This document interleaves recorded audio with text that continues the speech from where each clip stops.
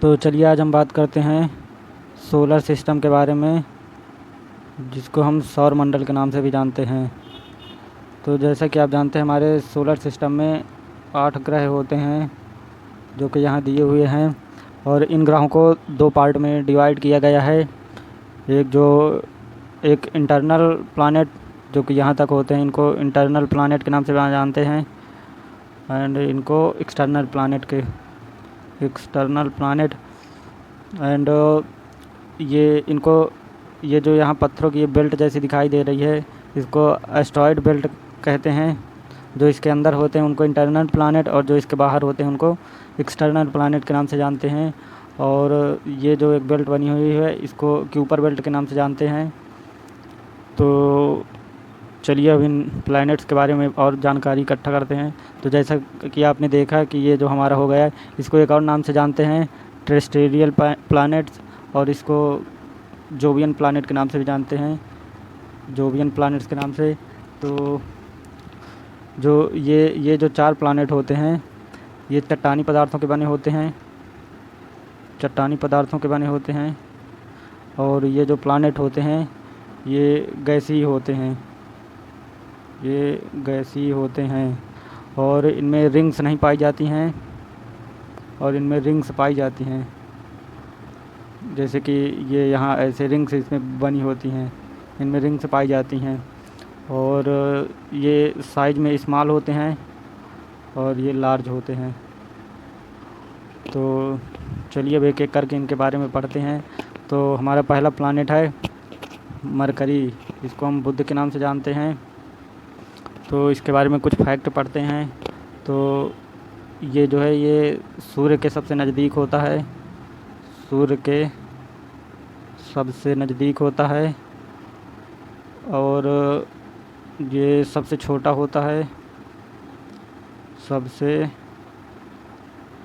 है, और इसका जो व्यास होता है वो 4900 किलोमीटर होता है, व्यास 4900 किलोमीटर होता है। और ये सूर्य की परिक्रमा 88 डेज में लगाता है, 88 दिनों में सूर्य की परिक्रमा पूरा करता है। और ये जो सबसे तेज़ परिक्रमा पूरी करता है, सबसे तेज़ परिक्रमा करता है।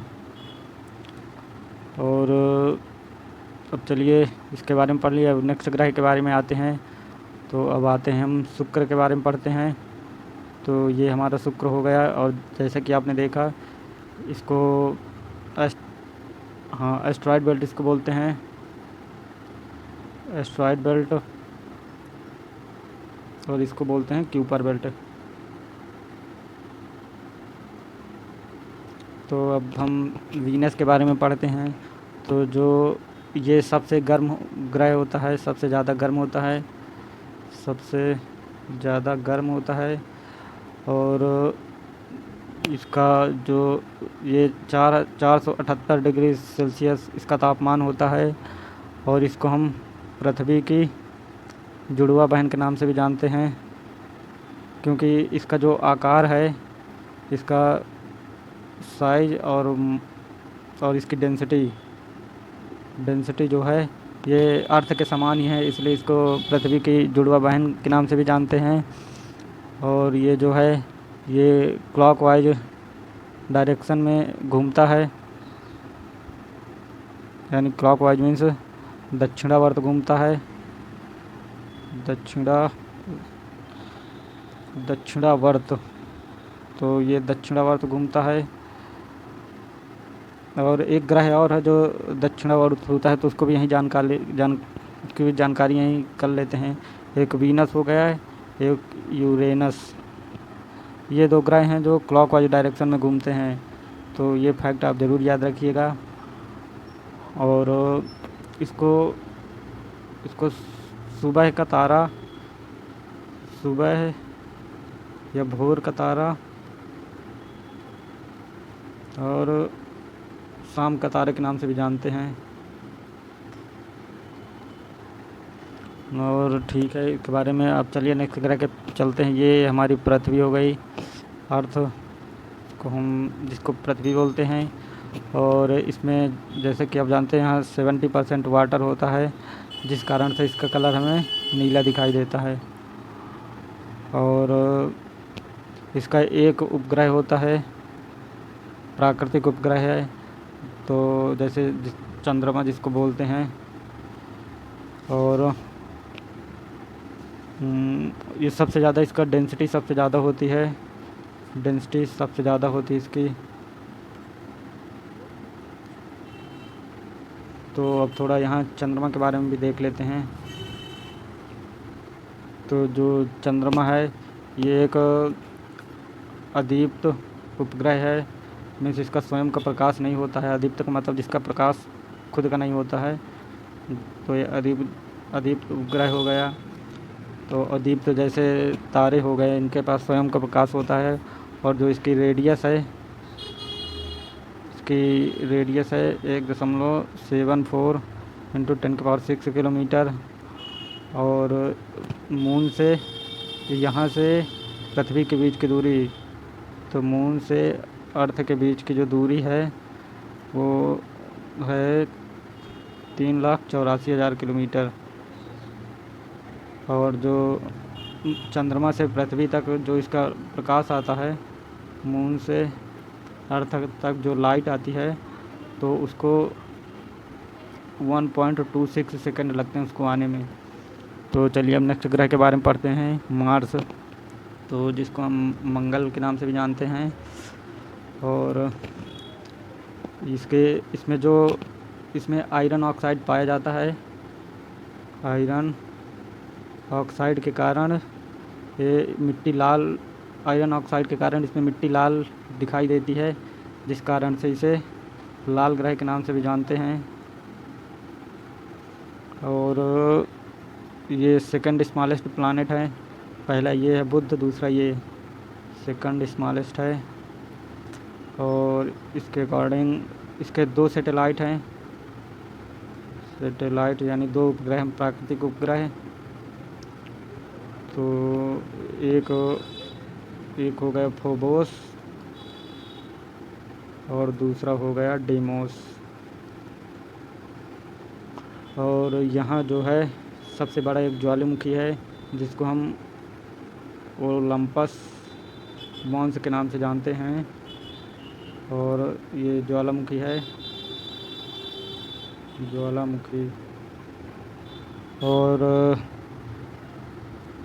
और यहाँ ये जो हमारे सोलर सिस्टम का हाईएस्ट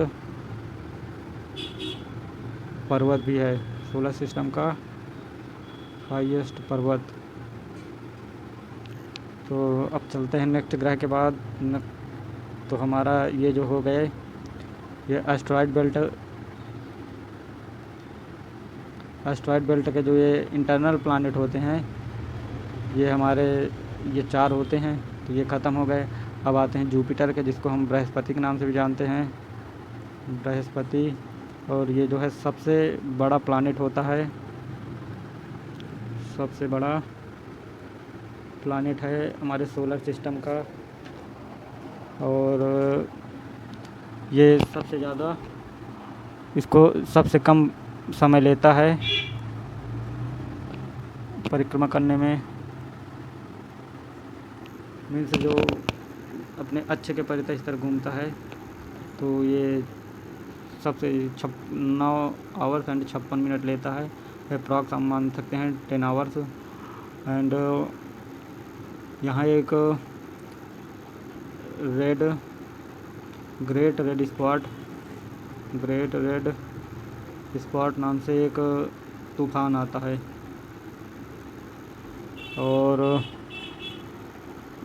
और इसके बारे में, और इसके 4 चंद्रमा होते हैं, 4 चंद्रमा होते हैं जिनकी खोज गैलीलियो ने की थी। एंड जो कि जिनमें से ये एक गैनीमीड हो गया, गैनीमीड।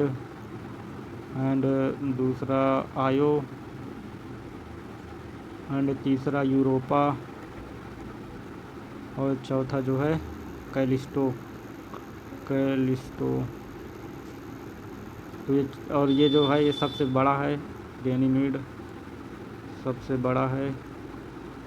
तो अब चल आते हैं नेक्स्ट ग्रह पे, जिसको हम सैटर्न या फिर शनि के नाम से भी जानते हैं।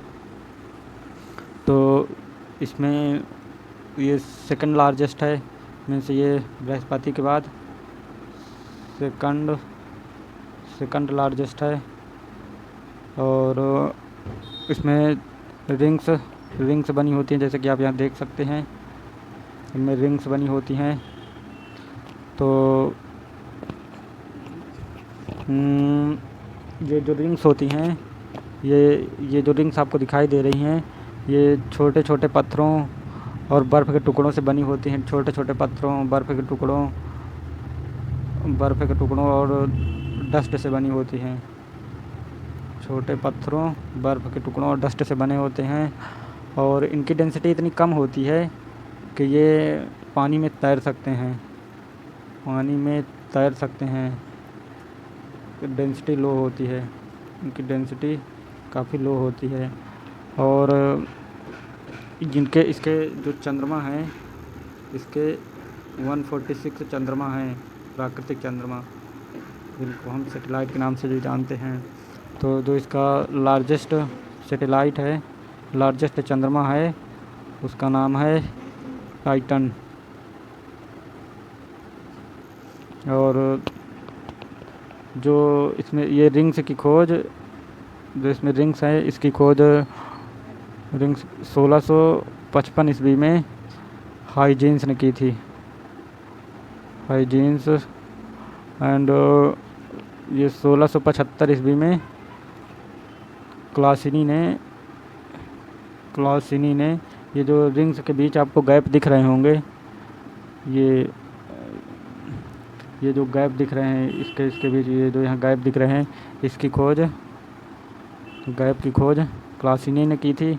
और रिंग्स की खोज हाइजीनी ने 1655 में, ये 1675 में। और तो चलिए अब आते हैं सैटर्न के बाद अब आएगा यूरेनस। तो इसको हम वरुण के नाम से भी जानते हैं। और ये थर्ड लार्जेस्ट है। और इसकी खोज विलियम हर्शले ने, इसकी खोज 1781 में विलियम हर्शल ने की थी। और इसको हम आइस जायंट के नाम से भी जानते हैं, और इसमें ये हाइड्रोजन और हीलियम का बना होता है। ये जो है हाइड्रोजन और हीलियम के बने होते हैं। और ये सबसे ठंडा ग्रह है। और ये जो है दक्षिणावर्त घूमता है, मीन्स क्लॉकवाइज। आप याद करिए, एक और ग्रह घूमता है दक्षिणावर्त, तो हमने आपको बताया था, जिनमें नस आए, तो एक यूरेनस हो गया और एक वीनस हो गया। तो ये दोनों दक्षिणावर्त घूमते हैं। और इसमें अब तक 27 उपग्रह खोजे जा चुके हैं, जिनमें से एक है मिरांड, एरियल, और यहाँ इसको हम ग्रीन प्लैनेट के नाम से जानते हैं, क्योंकि इसमें मीथेन की उपस्थिति है, मीथेन पाया जाता है। तो चलिए अब आते हैं अपने लास्ट ग्रह पे, जिसको नेपच्यून या फिर वरुण के नाम से भी जानते हैं। वरुण, तो ये सबसे दूर, ये सूर्य सबसे दूर का ग्रह है। जैसे कि आप देख सकते हैं, ये यहाँ से यहाँ तक इसकी दूरी है, सबसे दूर है। और ये देखने में ब्लू कलर का दिखाई देता है। तो इसका ब्लू कलर मीथेन की उपस्थिति के कारण दिखाई देता है। और इसमें भी हाइड्रोजन और हीलियम गैसें पाई जाती हैं। एंड इसके 14 उपग्रह होते हैं। और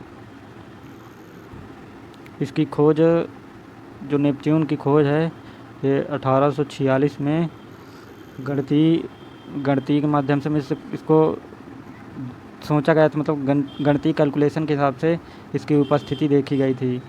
तो इसकी खोज जोहान गैले ने की थी। जोहान एंड अर्बन ले वेरियर ने की थी। और बस इतना ही। और एक दो फैक्ट और याद कर लेते हैं। तो जैसे आप इनको जेसन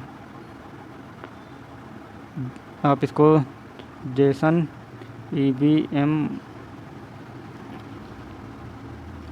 तो इसको ये जो है ये सबसे बड़ा, छोटा मीन्स छोटा, फिर उससे छोटा, तो मीन्स ये डिक्रीजिंग ऑर्डर में लगे हैं। डिक्रीजिंग ऑर्डर में ये लगे हुए हैं। तो जैसे जुपिटर हो जाएगा, और सन से हो जाएगा, यस से हो जाएगा सैटर्न, यू से हो जाएगा यूरेनस, और यन से हो जाएगा नेपच्यून हो जाएगा, और वी से हो जाएगा वीनस,